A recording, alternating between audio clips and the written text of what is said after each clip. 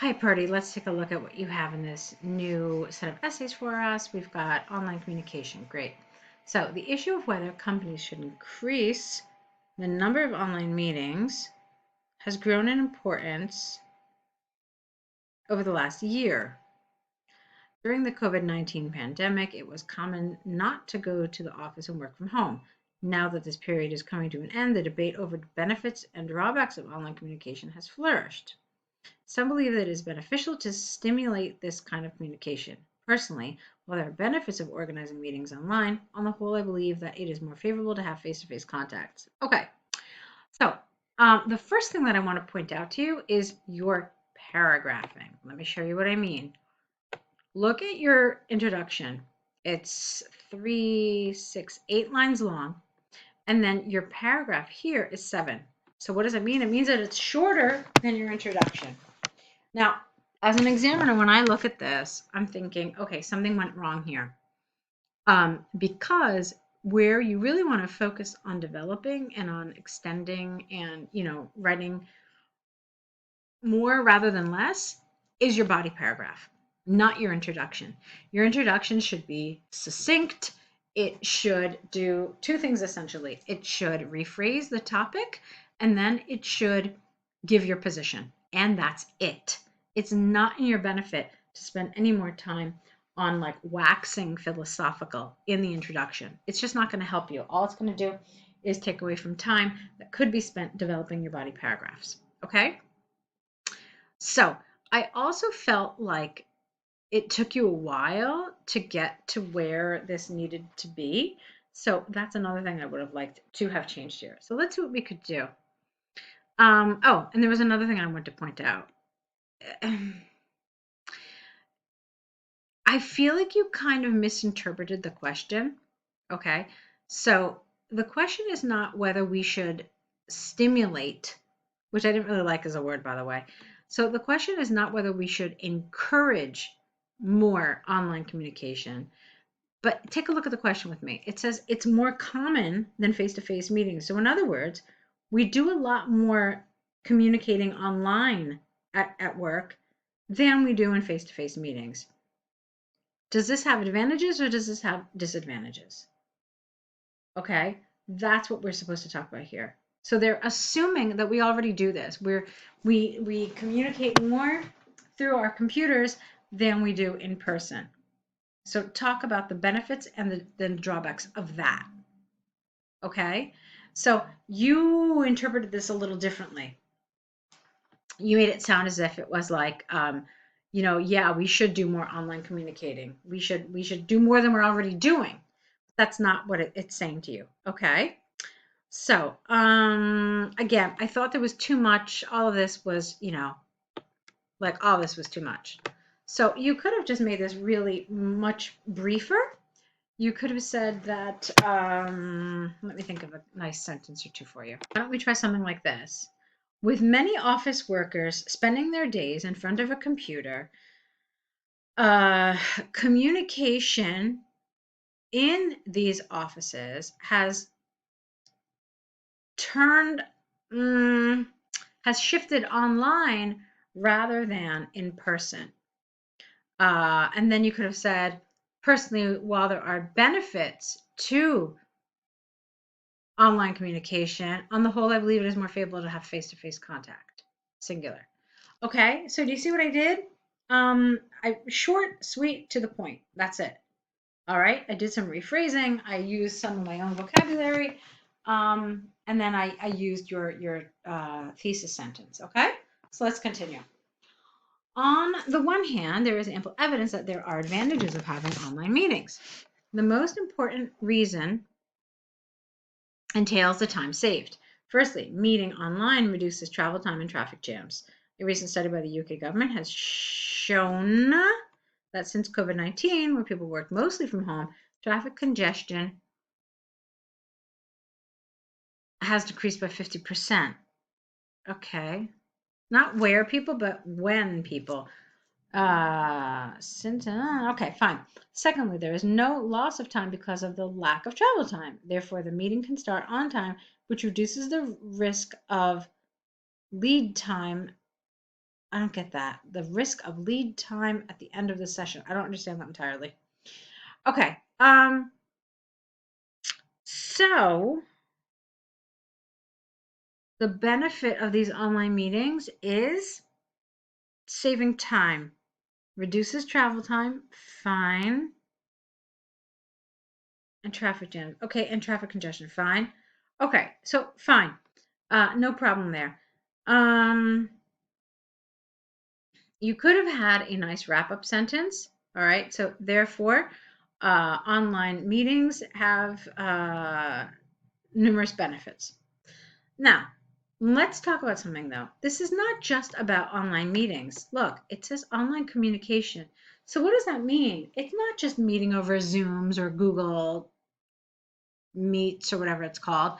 It's also communication in other forms. So think chat, think email. All of this is online communication.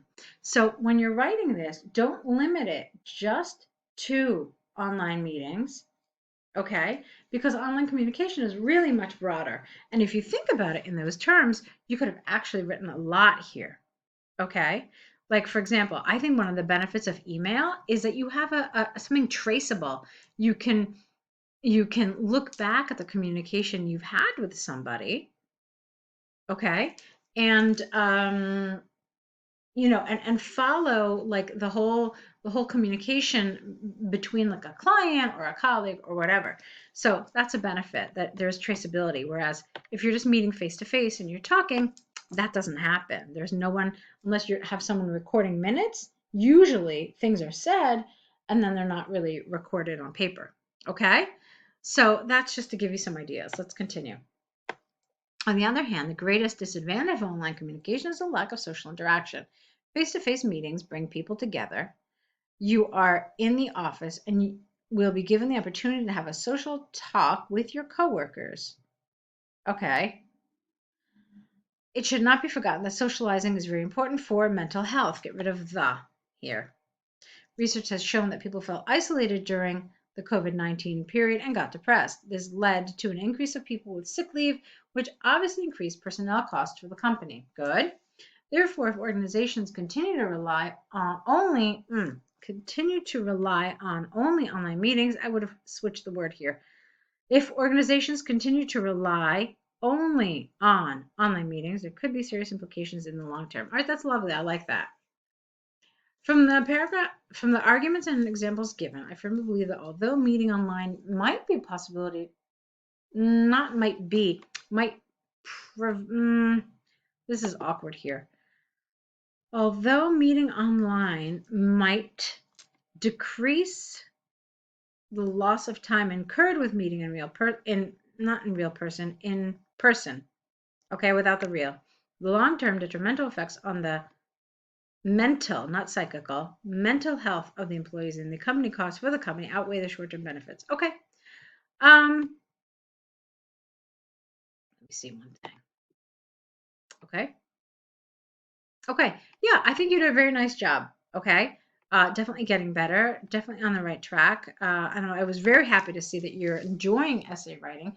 Maybe it's because you're getting a better sense of how to organize your ideas and how to write them. So I'm happy on the whole with this essay, but again, I think you really need to work on this introduction. Okay. And remember what I told you about the length of your paragraphs. Like that should be like a big, like a red flag for you. All right. So work on that in that next set. Let's take a look at the school subjects here. The pie chart shows how popular in percentages 7 school courses were in Germany in the year 2017. Good. There were, but okay. If you are consistent with your tense, then it's fine, but it probably should have been were. So there were 4 courses which have a popularity of around 20%. Good. PE was the most preferred subject with 22.9. The figures of the course history were only slightly lower with 22.4. The subjects maths, nope. I think you made a little mistake there. Maths and something were just below the 20% mark here with 19.5 and 18.1 respectively. Excellent. The popularity of the three courses was lower than 10%. This is really good how you did this. Excellent. I like how you did this sentence here and this sentence very much. Of these three subjects, biology was graded highest with 7.1%. I wouldn't say it was graded. I would have said it earned, or it was selected maybe. The course geography was the runner up in this category with 6.4. IT was the least preferred subject with 3.7. Okay. It can be seen from the pie chart that there are two categories of courses. The first had a popularity of around 20%, in which PE and history were the two most popular subjects. In the second category, the percentages were under 10%, with IT and biology as the least favorite courses. Okay, that's all right. I do feel like this paragraph was a little repetitive. Okay.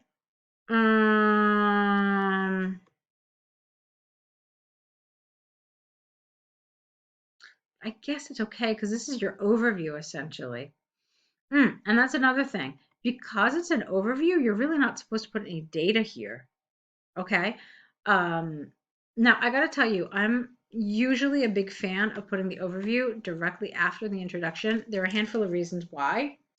No, I don't know how you wrote this. Perhaps you did your task 2 first and then your task 1. That's actually what I suggest to students to do, to be honest with you. If you decide to do it that way, then you absolutely have to put your overview right after the introduction. Okay? So since this is your overview, there shouldn't have been any data here. So it would have had to be different. It can be seen from the pie chart that there are two categories of courses.